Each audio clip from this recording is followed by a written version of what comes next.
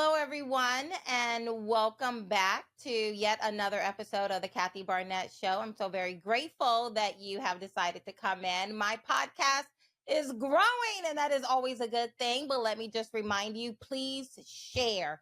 If you want better information, then you got to do your part. I'm doing my part by getting really interesting guests, having really great conversations, being as authentic and candid as we possibly can, but I need you to do yours, to continue doing yours. So share this podcast on your social media platforms. Copy it, copy the link, put it in a text, send it to your friends. Hit the subscribe button, comment, rate it. All of those things truly help in the world of algorithms to push my podcast continuously higher. But in the meantime, thank you guys so much. So I don't want to waste any more time. I want to get to my next guest. Let me tell you guys a little bit about him. I'm sure you've seen him on social media, on Facebook. Somebody has cut out a meme of this man walking around. I get the privilege of having a conversation. You get the wonderful opportunity to listen in. That is Chris Elston. Did I pronounce that last name right? You did, yes. Awesome. Chris, thank you so much for being here. Thank you very much for having me. It's an honor to be here. For almost 4 years now, I've been on a campaign starting in Canada, where I live, and then into the US and now around the world, to raise awareness about what I consider to be the greatest child abuse scandal in the history of modern medicine, the business of trying to change the sex of children. I even agree. Just telling them that they're born in the wrong body is extraordinarily abusive, never mind the physical harm. So I appreciate you having me on your show. It is just downright evil. And I can't, and I keep looking around at people saying, surely we know this. So I want to get into that conversation. Now, I just called him Chris Elston. You guys may have heard of him, or at least I know I only knew him as Chris, the Billboard. Billboard Chris. Billboard Chris. Yeah. Billboard Chris. That is how I knew him until I decided, by the grace of God, we were able to connect to have this interview and realize that no, it's not. Your first name is not Billboard. Last name Chris. It is Chris Elston, also known as Billboard Chris. You are the father of 2 daughters from Vancouver, Canada. You had a successful career in finance. But during the COVID pandemic, you took a keen interest in understanding gender ideology. Let me just read through your bio a little bit, and then I'm going to come back and double click on some of these things in your bio. But with unwavering conviction, and it is certainly unwavering when you're walking around with a billboard on your body, unwavering conviction, you perceive this ideology, gender ideology, as the most egregious instance of mass child abuse in history.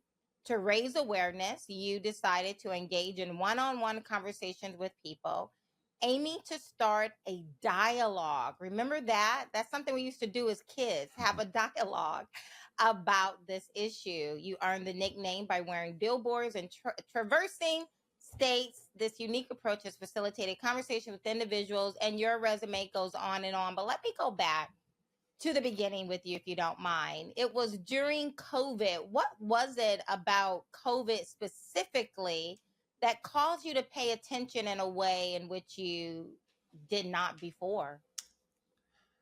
Yeah, I don't know if I wrote that bio or someone else wrote it, but it was before COVID, actually, that I started taking an interest in this. It was back in 2019. Okay. It happened to be during COVID when I started my campaign, but I'd say that's more coincidental than anything. It was 2019 I first came across this term puberty blockers, and as a father of 2 girls who at the time were 7 and 9 years old, I said to myself, what the heck are those? That doesn't sound very good. And of course, these drugs are exactly what they sound like. These are drugs being given to children who have been deceived into thinking that there's something wrong with them just because they're a little different. They don't conform to stereotypes. Maybe they're on the autism spectrum, as a lot of these kids are who end up at the gender clinics. Maybe they've suffered abuse or trauma or have other stuff going on in their life. But these aren't the thriving kids. These are the kids who are struggling. And we're now stopping puberty in perfectly healthy children, because apparently puberty is a medical condition now. And these activists, these trans activists, these ideologues believe that to allow these children to develop naturally would be sending them through the wrong puberty, and they need to stop it and then give them the opposite sex's hormones so they go through the right puberty. These terms are, of course, all nonsense. There's no such thing as the wrong puberty. There's just puberty. There's growing up. And as most women can attest when you're a little girl, maybe puberty isn't the most fun thing to go through. It's not the most fun thing for boys either. But these are just kids having a tough time being told that they're born in the wrong body, and that somehow puberty blocking drugs, the opposite sex's hormones, and surgeries are going to make them happier. And of course, it's all total nonsense. I mean, I'm listening to you, and almost every time I get emotional. I can feel my body temperature rise as I hear people describe what it is we're telling children, right? When I was growing up, there was this need or this responsibility in the culture or in the community to protect the innocence of our children. And today, it's as if all guardrails have been removed, and it is not the parents' responsibility, but perfect strangers being allowed to come into your child's atmosphere and to really usurp the authority of the parent. That's right. This is an agenda as old as time. When ideologues and authoritarians want to push some sort of agenda, of course, the easiest way to change the culture is through the kids. Yeah, so, Hitler did that with Hitler Youth. Sure. Mao, same thing. Yeah. All these authoritarians, it's the same story. And this is a very authoritarian ideology where apparently we're not even allowed to question it. That makes us a bigot to even question, why are you teaching these children that they're born wrong? I mean, what an abusive thing to tell a child. But in the West, right? Like, you know, in America, in Canada, we're over here in Northern Hemisphere. We're the more enlightened people in our own minds, right? And then we go into other cultures and we realize like, oh, wait a minute.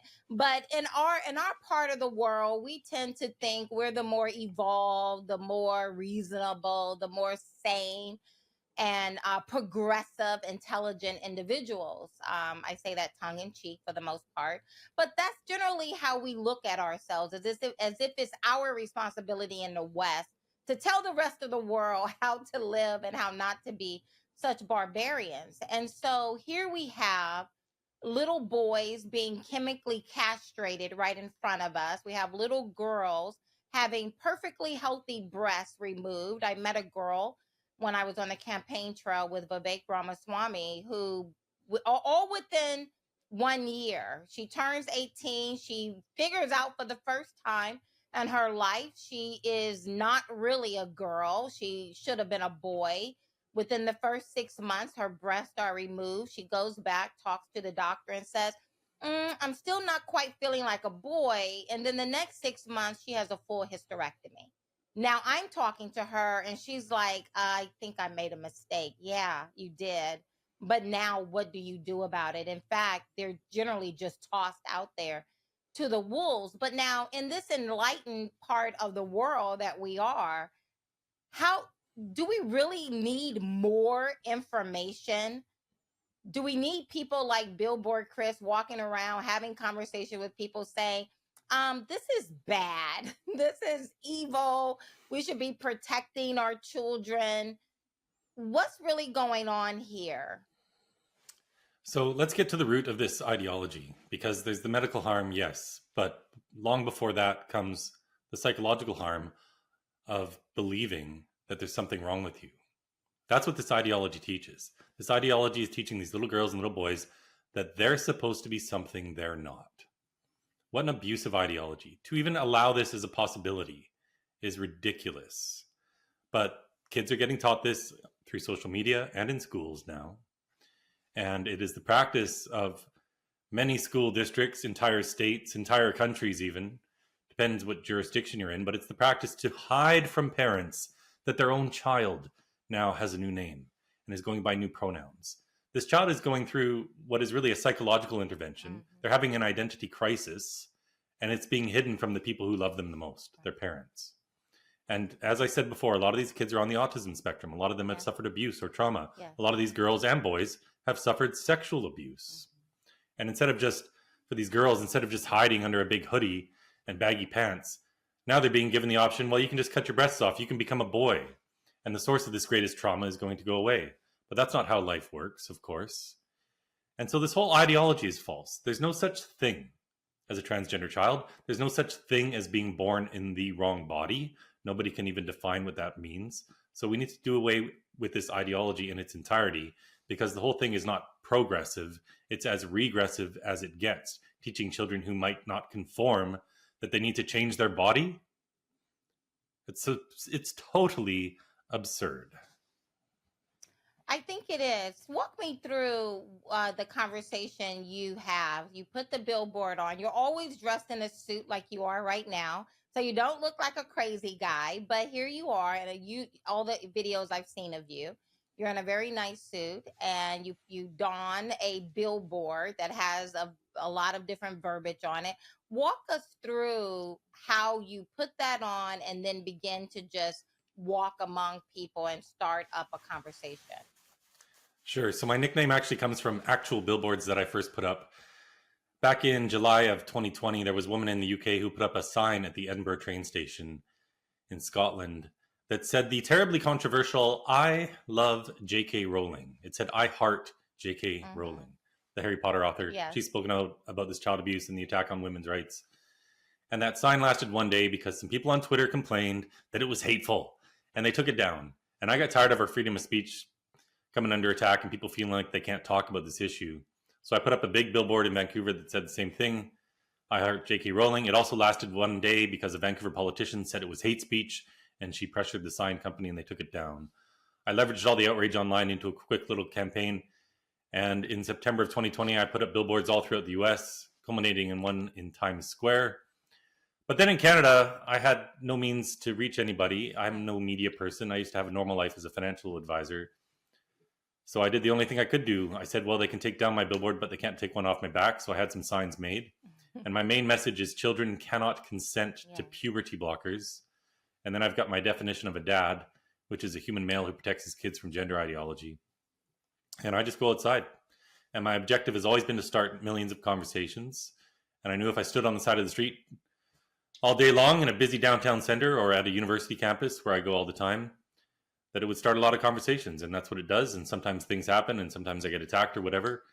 And I just use that against them because that just helps generate more media and start more conversations. Because it's not very and I just tolerant. haven't stopped. Because it's not very tolerant of them. Yeah, apparently I'm a bigot for thinking we should leave children alone and let them grow up without turning them into lifelong pharmaceutical patients. And now, what are some of the messaging on your board? I know, I think I've seen you have one where you define what a dad is. Yeah, so there's my definition of a dad, a human male who protects his kids from gender ideology. My main message is really about this medical abuse. So I have the one that says children cannot consent to puberty blockers. When other people come out with me, I've got a couple others, like gender ideology does not belong in schools. I've got my mom definition, same thing as a dad, of course, but a female instead of a male, because shocker, sex is binary. There are only two sexes. Yeah. And yeah, I just go outside and I have conversations with people and I take the conversations wherever they go. And like everything in life, it's all about persistence. You just have to keep going. And this has built up from nothing to something that's pretty substantial today, where a lot of these videos get seen more than 1 million times, and I'm helping to educate the world about how to speak about this issue. Yeah. Now, how was it the very first time you decided to put it on and walk out there? What were you thinking? Like, how did you feel? Were you afraid? No, I'm not afraid. I'm a determined guy. I'm not going to allow a few activists who scream at me to deter me. I'm not a little kid anymore. I'm a 48-year-old man. And I'm not going to look back at my life and say I knew about this child abuse and did nothing about it. People can say whatever they want. But in the beginning, especially, even now, but especially in the beginning, people had no idea what puberty blockers were. This conversation was limited to a really small echo chamber online. No one in the real world knew what was going on. Right. Yeah. So people just didn't understand. So I'd have these conversations, and I really did take a ton of abuse, especially in the first few months. It still is abusive depending on where I go, but the beginning was for sure probably the most crazy time. To your point, most people, when you mention these things about little girls having their breasts removed or little boys being chemically castrated, they look at me like who are you? What are you talking about? As if I'm making these things up. And you're like, no, I'm not. And because I know many of these young kids, I would just turn my phone on and say, let me call one of them for you so that they can share their story with you. And when I was with the Vivek Ramaswamy presidential campaign, one of the things I did that he allowed me to do as a part of the campaign is I would invite some of these little children who we now call detransitioners to travel on the campaign trail with me, going into these, different outlets, primarily moms groups, parental groups, so that they can tell their story in hopes that it would ignite within them a fire in their belly on just how evil and destructive this ideology is among our children. Yeah, that's right. I've always felt the most important voices we need to be platforming are the detransitioners. People like Chloe Cole or Prisha Love Mosley or Chloe. Layla Jane. You probably met some of these people. Yeah. I was on Vivek's podcast. I was actually the first person on his podcast back when he was still running. But yeah, people increasingly today understand what's going on because they've seen it in their own lives or they have friends of their own children who are going through this. And once this is into the schools, of course, this starts to explode. And it's been exploding really since it started to take off around 2010, 2015. It really started to explode. But today, depending on where you are in the world, but most people now know about this. We've done a great job educating the conservatives with the truth about this. The leftists still try to push this lie that kids are going to kill themselves if we don't transition them. And they'll say that puberty blockers are reversible. Yeah. But we have all the evidence in the world pointing to how these are lies, pointing to how if you just leave kids alone, most of them grow up and out of this phase. This is essentially a craze. It's a social contagion primarily affecting girls, whereas it used to affect boys. But even back when this was a rare thing, most kids grew out of it. And a lot of them grew up to be gay. So another angle of this, and it's true, is that this is harming kids who would grow up to be gay. This is the actual conversion therapy going on. It is. Now, you're right. Probably last year, I felt like if I walked around, talked to people, probably when I ran for U.S. Senate here in Pennsylvania against Dr. Oz. So this is, 2022. Most people, I would mention this, and they're looking at me like I have a third eye, like I'm just making this up. Towards the latter half of last year, and especially now, I'm finding that, yes, conservatives seem to be a little bit more well informed about it. But now, with the number of transgender kids, uh, primarily boys who've been told they can be girls, are now attacking actual girls in schools as young as 12 years old. And now people, even outside of the conservative circles, are beginning to wake up to the dangers of pretending and going along with this. That's right. I always knew we had to reach the conservatives first because that's just how this goes, especially in the United States. And I think starting really around August of 2022, there was one significant event. There were these videos that I leaked from Boston Children's Hospital. They'd produced their own videos from their gender clinic, talking about all these ridiculous things they do, talking about how children know seemingly from the womb that they are transgender. Yeah. And it's things like a girl trying to pee standing up, or a little boy who doesn't want to pee standing up, or trying on a sibling's clothing, and the toys that they play with. These are all signs that your child is transgender. Right. And of course, we all know. That's not Every true. parent out there knows instinctively. That's not true. This is totally crazy. Right. But then when we show what these clinics are doing and the surgeries they're doing and how they cut off the forearms tissue, they take out the skin, the fat, the nerves, the blood vessels to form a fake phallus for these girls, and how they're castrating boys. Yes, they're actually physically castrating boys when they're still minors, for sure as young as 16. I've got the psychiatrist at Kaiser Permanente in Oakland, California, admitting they cut the breasts off a 12-year-old girl. Just this last week here in British Columbia, where I live, it was reported a 12-year-old had a double mastectomy. So when conservatives started learning what was going on, it started this wave of them looking into other gender clinics. And all the podcasters and all the conservative media picked this up. And it was always my premise that it's not that people are afraid to talk about this. They just don't know how to talk about it. So we need to educate them so they can speak with the basic facts about this truthfully, without exaggerating, with compassion. And this would just spread. And that's what's happening. And now we even have the Washington Post and the New York Times and Reuters reporting some of the truth about this, which was unheard of 2 or 3 years ago. Yeah, I'm glad you said that towards the end, because I struggle with people needing more information before they realize this is evil. Like, how do you not know cutting off the breast of a 12-year-old girl who have no idea who she is, what she wants to be, or chemically castrating a little boy? How do you not know that's evil? How much more information do I need to give you? But I think you hit on something that is powerful. I hear people say it with me, and I see it with people, what some of the comments you read under your videos when they see you out there walking around unashamed, unafraid, and just having dialogue. Generally, what I hear them say is that it's giving me courage. It's showing me how to do it. So maybe that's what it is. It's not so much that you or I or others are giving people information that they don't know. Because how do you not know this is evil? But instead, maybe showing them how to have the conversation, showing them what it looks like to have courage in today's age. Do you agree? Yeah, I agree. And there are ways to have these conversations. Now, of course, with someone who's really hostile, I consider this a cult for all practical purposes. So someone who's in this cult, someone who's super hostile, you're not going to change their mind on the street. But what you can do is you can confuse them, because they are essentially brainwashed. They have this opinion that you are some evil individual. And by saying things that they agree with, it confuses them. If you say, look, we shouldn't put kids in some stereotypical box, there's no right or wrong way to be a boy or a girl. They all agree with that statement. The most radical activists will agree with that statement. Right. So now they don't know what to say. You've confused them. You've caused cognitive dissonance. There's now two competing ideas going on in their brain. They're going to have to go home and figure this out. So you can do that, and you can ask them questions, because they need to start questioning this themselves, because they've never done that. They've just accepted uncritically this dogma that children are born wrong, that they are trans, and that they're going to die if we don't transition them.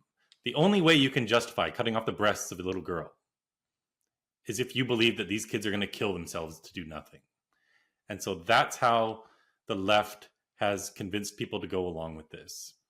And just like you said, how do people not understand this? I'm with you. It took me 3 seconds to know this is so wrong. I saw the term puberty blockers and I said, what? Like, our children are not animals. They're human beings. What are we doing chemically castrating children, turning them into anorgasmic lifelong pharmaceutical patients? So the average person is like you or me. We get this right away. But we still need to know how to talk about it. We need to know how to reach the politicians. And we need to educate them so that they know how to talk about this, so they know the basic facts, so they understand what so-called gender dysphoria is. And one by one, we're just going to get there. But it does take one conversation at a time. And then this spreads. It's like a snowball rolling downhill. It turns into an avalanche. And I think we're getting to that avalanche point right now. You know, one conversation at a time, showing people how to have this. Now, you've said a number of times already is that we are told that if we don't go along with this transitioning of our children, that they are going to kill themselves. I've heard Chloe Cole say so many times. I've had psychiatrists that I've interviewed on this podcast. You guys can go and look at some of those interviews as well, where they say that they give parents a choice. Either you want, according to Chloe Cole, she was told, her parents were told, either they wanted a dead daughter or a living son. And those parents, now I would have started preparing funeral arrangements for my children. There is no way I would have gone along with transitioning my children, giving those two odds, those two choices. But understandably for them and where they are living in Southern or Northern California, they felt like those are my only two options. Either my daughter is going to kill herself or I'm going to consent with them mutilating her body. And they chose to go down this particular route of transitioning. But what most people don't know, I don't even know if you know it, Chris, because they snuck it in under the cover of night, and I haven't heard anyone talk about it. This is from the NIH. They've been putting out research on whether or not that statement is true, because that is what they generally tell parents. If you want to help your child, you need to go along with this psychotic break in reality and just do whatever needs to be done to placate that. Otherwise, they're going to kill themselves. According to the NIH that just came out, they said, where is it? Oh, a high prevalence of suicide attempts and thoughts of suicide occur in transgender youth compared to they call them cisgender. We're not playing that game. Their peers. They go on to say transgender U.S. military veterans have more than 20 times higher rates of suicide related events than, they say, cisgender. We don't play that. Others. Now, here's the key. They said one study of over 6,000 transgender individuals in the U.S. indicates that the highest risk of suicide is among those under 18 years of age. Now, this just came out April of this year. They put it out there. No, I haven't heard anyone talk about it. Yes, so I cite all the different suicide studies all the time, and there have been very few studies on kids where they've actually looked at the numbers. And yes, obviously, children who want to switch their sex are struggling, obviously. Yes, they are. And when you're having such a struggle, obviously, your suicidality is going to be higher. Yes, we need to acknowledge this. There's no evidence that not transitioning kids, and let's not even call it transition. There's no evidence that if we refuse to do body modification, because that's all this is a big body modification cult, that kids are going to kill themselves. In fact, the only evidence we do have now points to the opposite. And the biggest study that's been done, it just came out of Finland a few months ago. They looked at more than 2,000 kids who went to the gender clinic between 1996 and 2019. So 23 years worth of data. And over those 23 years, most of the kids weren't getting puberty blockers and cross-sex hormones back then. They weren't doing this. And they had a different system going on. But most of the kids, even those who weren't getting medicalized, they didn't kill themselves. There were 7 suicides over those 23 years from those 2,000 kids. And they compared it to a control group of more than 17,000. And they found that the suicide rate was very common. And the commonality in this was the kids in the control group who ended up committing suicide also had other mental health issues going on. It's not gender that's the problem. It's these other mental health comorbidities. These kids who go to the gender clinic are often having eating disorders. They've got family struggles. They've got autism. They've got borderline personality disorder. Their moms have borderline personality disorder often. There's always something else going on. Yet we're supposed to treat gender as though it's the source of all these problems today. So there's absolutely no evidence there's some epidemic of suicides going on. Laura Edwards-Leeper, who worked at the Boston Children's Hospital Gender Clinic for 15 years, the first one in the US, she admitted in an op-ed in the Washington Post that there was no epidemic of suicides. And all the studies we do have with adults points to the opposite. Suicides go up, not down. The best study out of Sweden showed suicides were 19 times higher than their peers 10 years after sex reassignment surgery. A recent study out of California looked at the men 2 years before their sex reassignment surgery and 2 years after. Suicide attempts in the 2 years previous were 1.5%. In the 2 years after, 3.3%. So more than double. So there's just absolutely no evidence for this. It's just the most brutal thing you can tell a parent. Look, your child's going to die if we don't change their body. What? Never go along with this, parents. There's no evidence for it. These are people that you're talking to are abusers. They have no authority over your child. You need to get them off social media, get them out of any schools that are influencing them, get rid of any friends in their life that are influencing them towards this path, and go outside. Go live in a cabin for a year if you need to. Reconnect with nature, because this ideology is evil, and there's nothing wrong with our kids just as they are. I have actually said that, my husband and I, that if, God forbid, one of our kids ever came to us saying something, saying whatever the wokeism may be, is that we will pick up our families and move. Move somewhere where we can reconnect as a family, stop all of the running around. And in fact, that's what we did. And I see that this is becoming a trend, is that we started homeschooling our kids when they were very young, because I saw 10 years ago what most people are just now waking up to with the influence of, or the push of, these agendas in our children's school. So and you said something else that I remember Chloe saying, that it really was her getting her first phone and her going to Instagram that started this process. That was the gate for her of walking down this particular path that has now left her with her breast being removed and her regretting it, and a number of other physical problems today. What can you list some of the things that you have seen, or people you've talked to in your study, that some of the things that begins to open up doors for our children walking down this particular path of gender ideation? Yeah, it's social media is number one for sure. Schools might be a close second, but every one of these kids has some social media account where they're being influenced, and this becomes where their friend circles are. The smartphones have been terrible for children for a variety of reasons, none worse than this. And kids stopped living their own lives and they started watching other kids live their lives. And this becomes where their friendship circles are. And we all know how children are susceptible to peer pressure. And when all the love you get in your life is coming from just people online who themselves think they're trans, whatever that means, well, you don't want to disappoint them. And you've come out to all your friends online, and you've come out to all your friends at school as being transgender. And you were this misfit child before, having struggles, and now you're getting special attention because you have a special identity. It's cool not to be what they call cis heteronormative. It's not cool to be straight anymore. It's cool to have some sort of LGBTQ identity. Right. And so now they're special, and now they're going to the school's Gender and Sexuality Alliance Club, and they're getting all this love bombing like you would get in any cult.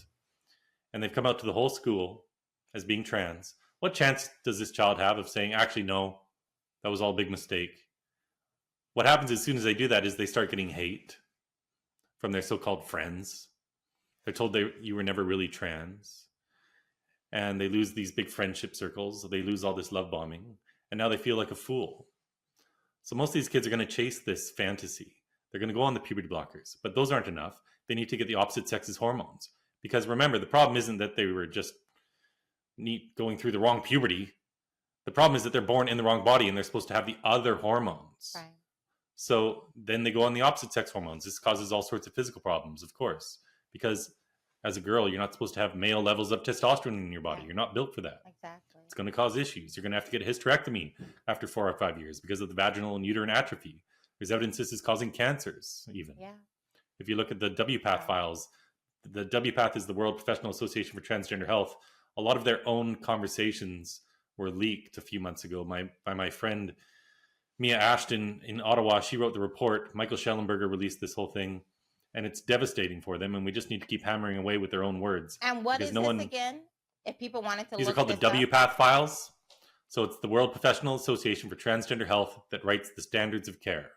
And all these different doctors are part of WPATH, and their own videos and their own emails were leaked where they admit that these children can't give consent.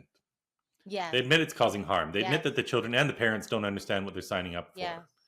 I've got videos of the president of WPATH where he admits that none of the boys who started on puberty blockers at the beginning of puberty, none of them, as an adult, have been able to have an orgasm.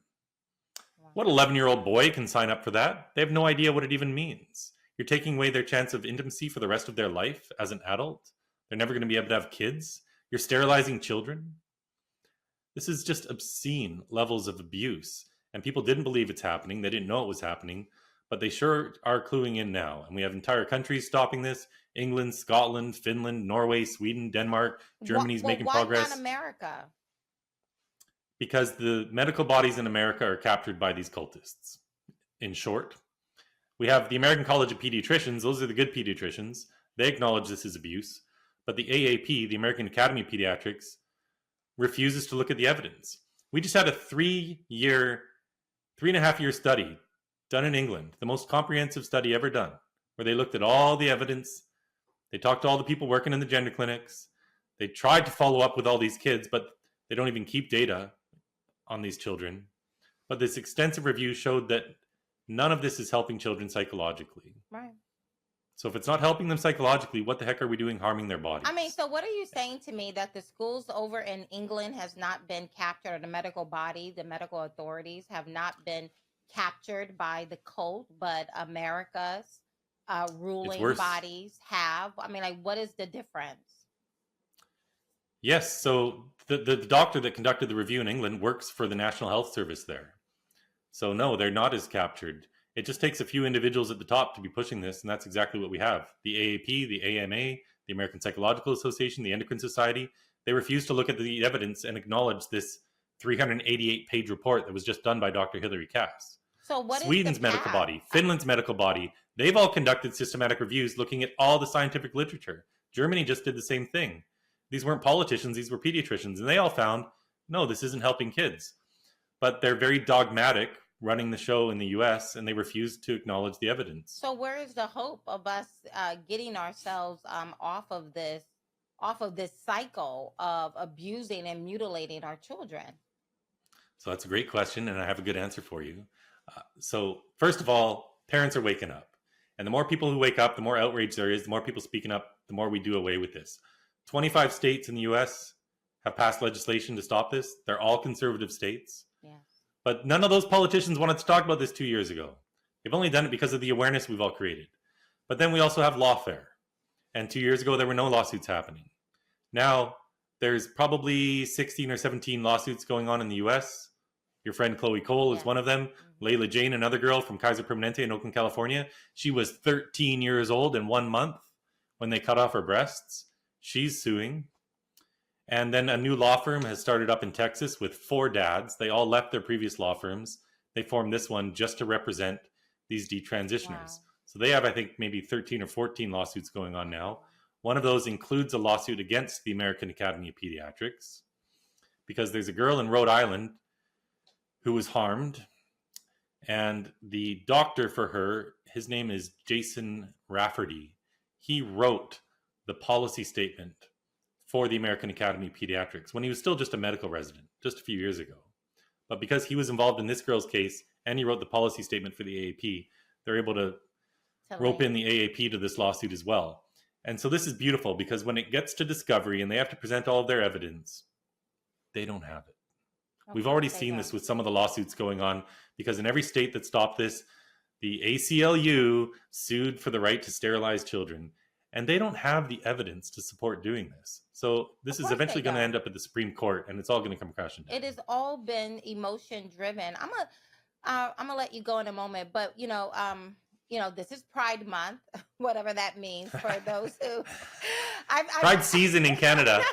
We get 3 months of it. Oh my goodness! Which makes it particularly dangerous for you, I would suspect, to be in Canada of all places, trying to exercise your free speech. So this is here in America, yes, you get some side eyes and all of that, and people look at you. You may even get hit if Antifa is around. But as of right now, you're not going to go to jail necessarily for saying the various things that you say. How are you navigating the laws in Canada to be able to still exercise free speech? So I've had my arm broken by Antifa. I've been punched in the face 12 times. I've probably been assaulted 35 times. I've been arrested twice, gone to jail twice after getting assaulted in Vancouver. I have it all on video too. No charges. So I'm a free man. And the Vancouver Police Department in particular has taken a lot of heat for the treatment of me. I'm sure they've had thousands of complaints. And I think now they understand that they should just leave me alone. Because I do nothing. I just stand there and I just take it. I take all the abuse. I don't fight back because I know that it's a bad look and they're going to try to charge me with assault causing bodily harm if I do. So I just take it. But I forget what your original question was, but I just keep saying what I do. I just tell the truth. How do you I don't navigate? worry about it. I mean, because Canada is I just tell the truth. Canada is not free. When you look at they have passed a number of laws that actually, that I read here in America. I don't know how true it is. I believe it is that, people, reading certain passages in the Bible on the sidewalk will get you arrested, or pastors being dragged out of churches. I don't know. Is that true? There's definitely some exaggeration going on in conservative media circles. Okay. We do have what's called the Charter of Rights and Freedoms, where I'm guaranteed freedom of expression, freedom of assembly, freedom of conscience, and all of that. You are or That are doesn't not? mean they don't violate those rights sometimes. Okay. I've had my own rights violated. Okay. And sometimes the punishment is the process. They violate your rights, you end up in court, you win, but the punishment there is the process. Right. There are street preachers I know who've been arrested as well. But I have absolutely no worries. I'm just going to keep telling the truth. Are they going to try me and convict me for saying that children are beautiful just as they are and we shouldn't be cutting off their body parts? No, of course, that's never going to happen. So I think compared to some countries like Australia, we definitely have way stronger freedom of speech. Right. I know the government's trying to bring in a hate speech bill right now. Yeah. I don't think it'll pass, and they're going to lose the next election anyway. But these Western countries are always trying to take away more of our speech. And the best thing about the United States of America, arguably, is the First and Second Amendments, because I think your speech is very secure for a very long time, and people just need to use it. I don't know if it's that, like one of the things that I've often said is that I don't need to write a law to take away your freedom of speech if you're willing to just give it to me. That's right. And you have a number of Americans and people elsewhere who just like, oh, I don't want to get involved in that. Oh, I'm just not gonna, yes, I'm gonna say your pronouns if that makes you happy. I'm just, I don't agree. It makes me feel uncomfortable, but I'm just gonna go along with it. And I say to people all the time, the government doesn't have to write a bill to take away your freedom of speech or expression if you're willing to just give it away. And before you know it, it becomes the rule. In California recently, just to speak to that, people think they can't speak up. People often look for reasons why they can't do something instead of looking for reasons or ways for how they can. So always have the positive approach. Say, how can I do something? Don't just say, oh, I can't. There's a woman in California, Jessica Tapia is her name. She got fired as a teacher. She's a Christian woman, and she wasn't going to teach these kids gender ideology, and she refused to hide from parents when a child was socially transitioning with a new name and pronouns. So they fired her, and she sued, and she just won $350,000. Look at that. Hey, because they violated her rights. It pays and we to still have rights. Fine. It pays to have a You just fine. have to fight sometimes. I love Not that. everything's given to you. That's right. Yeah, I started off by saying, this is Pride Month, whatever that means to whoever. But, now they've introduced a new flag. You have a lot of chevrons in this new flag, and they have made it very prominent that Black and brown people are now a part of the LGBTQIA plus and everything else that goes along with it. And, and I was just thinking about, just how incongruent all of the alphabets are, right? Generally, in the, those that I've interacted with, lesbians don't have a lot in common with gay men. There's tend to be a lot of animosity, right? As well as, especially now that they have the T, for years we've been told all of the other alphabets is biological and they just can't help it. Now with the T, they just throw that argument right out the window and say, I'm whatever I want to be. And it's quite fluid, actually. And so there's a lot of incongruence that goes on with all of the alphabets with this particular ideology. And then they add the Black and brown people. And I'm thinking to myself, this is the way, like that's the glue of trying to keep all of the alphabets together, that we are victims. They are hijacking the history of Black people in this country and saying, this is the new civil rights movement. This is the reason why we need to be, everyone needs to bow down and take a knee to whatever we feel, whatever we think, because this is a new civil rights movement. And it appears to me that they're using the color of my skin and the history of this nation and dealing with people like me before as the glue that binds them all together and saying, listen, we're all one, we're all victim, we're the minority, they're the oppressors, we're the oppressed, and they're kind of using Black and brown people. Does that make sense to you? Have you thought about that at all? Oh, I talk about this all the time. So everything on the left is a victimhood ideology. All of leftism is about being a victim of some sort. And sometimes you'll even see, that trans flag, you've got the traditional pride flag, the rainbow. Now you've got all those chevrons. You've got the black and brown. You've got the trans colors. I've seen people put the hammer and sickle on that flag. Oh. And when people counter protest me, sometimes they're literally holding flags with Vladimir Lenin or Karl Marx's picture on them, because all these things are connected. It's all about, we're all victims, and all these victimhood ideologies, we all need to stand together, because ultimately the white man is the great oppressor. Myself, right? I'm at the top of the oppression pyramid. But Kathy, when I go into black communities, when I go into black communities, I get nothing but support. Yeah. This is primarily a white person problem. I go out onto the streets of Philadelphia, I get nothing but love. I went to a street fair in Oakland, California. 2,000 or 3,000 people, 99% of them were black. Nothing but love from all of them. Yes. Seneca Scott, this guy running for mayor, posed for pictures with me. The only people that gave me a problem that day were 4 white feminists. Yes. And one thing this ideology has done is, prey on white guilt and try to guilt people into going along with this because, white people are so oppressive. And this is just the newest oppressed class. And you're absolutely right. They've taken what's a mental illness and tried to turn it into a civil rights movement.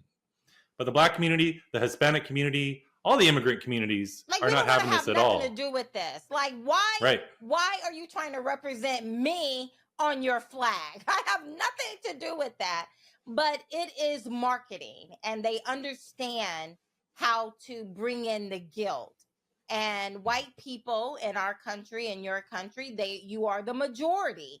And so if they can get the majority to just sit down, shut up, be quiet, go along with this, then they get what they want, right? And they will use the color of my skin, how I grew up. They don't care. They will use it as a tool in their hands, not because they care about me, but because it's a convenient bludgeoning tool to beat white people with their guilt over the head. Yeah, and the threat of being called a bigot, being called anti-LGBTQ, those 5 letters strike fear in the hearts of men, and no one wants to say anything. Because to say anything about transitioning kids, oh, now apparently you're homophobic, transphobic, all these other things, you're racist. And I think a certain percentage of the population, we're fine with being called those names now. Call me whatever you want. I'm going to keep speaking up for these kids, because the power of these words is losing its power because it's been so overused. Yeah. But anyway, we just have to stop being afraid of being called names. That's it. And we got to speak up, because we have the truth on our side and we have love on our side, and the truth spreads for free. So we just need to keep saying it. Last question for you. Do you see any difference between the T and the other alphabets in that order?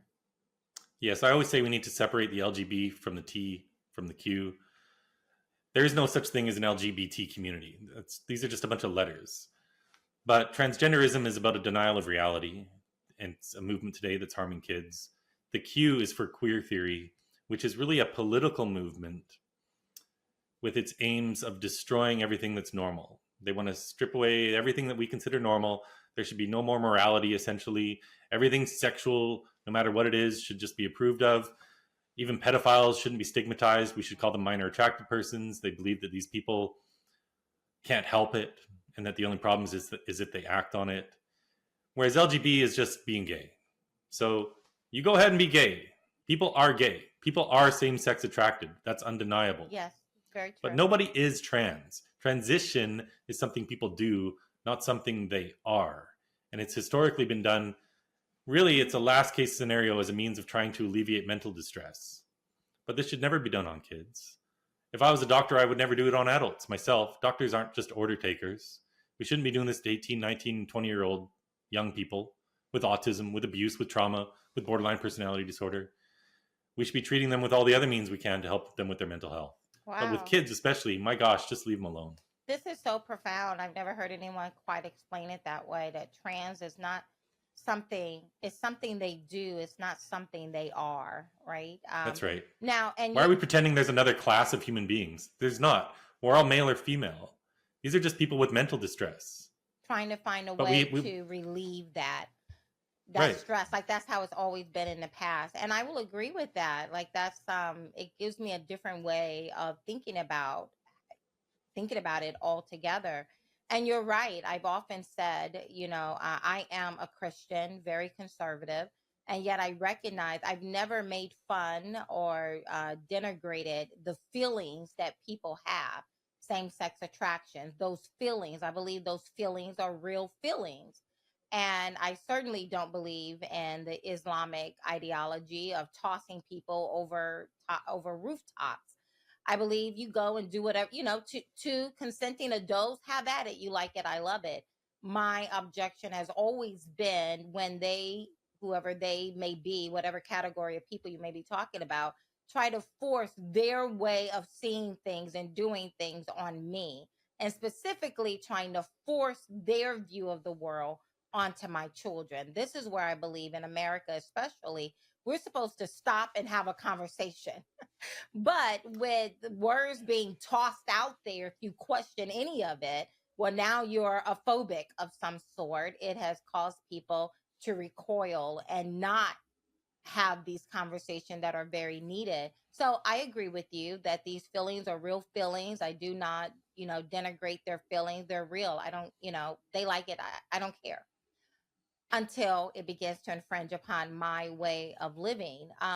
However, let me ask you, even with removing the T and the Q for a moment and just looking at the LGB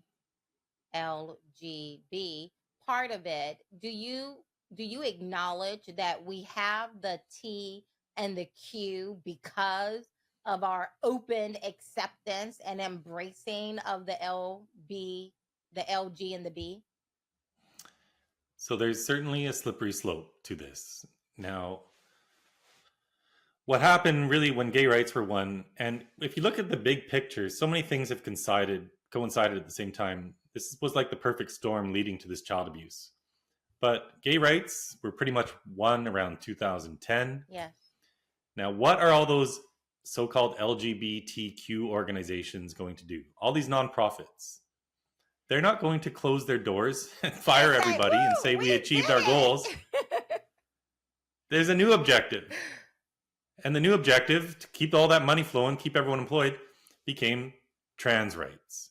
And they've been very successful in conflating gay rights and trans rights. And so no one wanted to say a thing about so-called trans rights because then you're anti-LGBT as well. That's how they try to paint it. But it's totally different. So this is a mental illness being turned into a civil rights movement. And they're using violence to silence people. They're using the threat of losing your job. They're using the threat of criminal charges even sometimes in order to silence people from having conversations. Right. And so we had all these people who really didn't know much about this, or those who did know something about it, they were too afraid to speak. And so it's in silence that this really grew. So yes, to answer your question, 100% there's a slippery slope. And after trans rights comes the Q, what about which is pedophile rights and everything else. I have said that. Right. I mean, this is not rocket science. You just have to be willing to be honest with history, with human behavior. But a part of progressivism is that we are, in their mind, constantly getting better. And so there was a time in 1776 that we needed the Bible and those morals to be imposed upon us because we weren't as evolved as we are today. But today, 200 plus years later, we're more evolved and we don't need those restraints of biblical values and morality because now we're more evolved. Like that is literally the logic that we have, that is really ruling college campuses and even many of our legislators, even on the right, because they're too afraid to say anything other than that. Yes. So there's this arrogance involved with us today, and I'm sure this goes back hundreds and hundreds of years. People have always felt superior to their previous generations. We're so evolved today that we're cutting off the breasts of 12-year-old girls. Boom. And sterilizing children. So, human psychology never changes. We're the same up here as the people living in caves a few thousand years ago. And our lifespans are so short that we forget the lessons of the past. We've seen this resurgence with Nazism today. It's like we're 3 generations removed from World War II and people have already forgotten what was happening there. But no, we're not more evolved. Look at the history of the medical field. They used ice picks to go through people's orbital sockets to stab away at their brains, at the prefrontal cortex. This was being done into the 60s. Lobotomies. That's not very long ago. That's just 2 or 3 generations ago. And we're the same. And now this is the latest medical scandal. There's been all sorts of medical scandals. And it's always the same. The media promotes it. People don't speak up. And it takes time to get the truth out there. And we don't have time because every day that passes, more kids are being harmed. That's what I was about to say. Do we have time? Because it's something very insidious about destroying the next generation who will, by the grace of God, grow up and become future lawyers and doctors and rule makers and senators and governors, right? So we're distorting the way these little people think. But eventually, you and I are going to get old and gray. And then they're going to be the new leaders with this warped sense of right and wrong, that you make it up as you go. I haven't seen this level as I look back through history. I haven't seen this level of just cunning and evil. And I'm trying to find a better word than evil, but it's so insidious and destructive. Evil's the word. And you're right. And going back to the very beginning of my campaign, I see this as a cycle that we have to interrupt, because these kids go into public school now and they get taught this. And what kid is not going to believe what their teacher's teaching them? Their children, they believe whatever you tell them. Wow. So we're indoctrinating all these kids in school. Then they go into universities. And again, this is a social contagion primarily affecting girls. And like in any cult, the victims become the perpetrators. They become the recruiters. So these girls are first victims. They go take gender studies in university. Then they become the social workers, the teachers, the counselors, the nurses, the doctors, who are all pushing this. So you have to break the cycle. And I can say with absolute certainty that there's tons of good news out there. Okay. The young people, the latest generation, good news. A lot of them are rejecting this. The word's getting out there. Okay. We have to understand that as a species, we have instincts. Yeah. We know, babies know the difference between a man and a woman. When a baby comes out of the womb, that baby will find the way to its mother's milk without even touching that baby. They'll wriggle their way right over. We have instincts, and we know instinctively this is wrong. And those instincts aren't going to go anywhere. But cults are successful in suppressing instincts and making you put everything to the back of your mind and ignoring it. So if by having these conversations, we're forcing this into the public sphere, and it is breathing courage into people, and more people are talking about it. And a lot of leftists aren't okay with this either. Traditional Democrats, and as I said, all the immigrant communities, the Black community, the Hispanic community, they're not okay with this at all. And people are coming for our kids. So you want to fire up a mama or a papa bear, come for their kids, lie to their kids, hide it from you, the parent.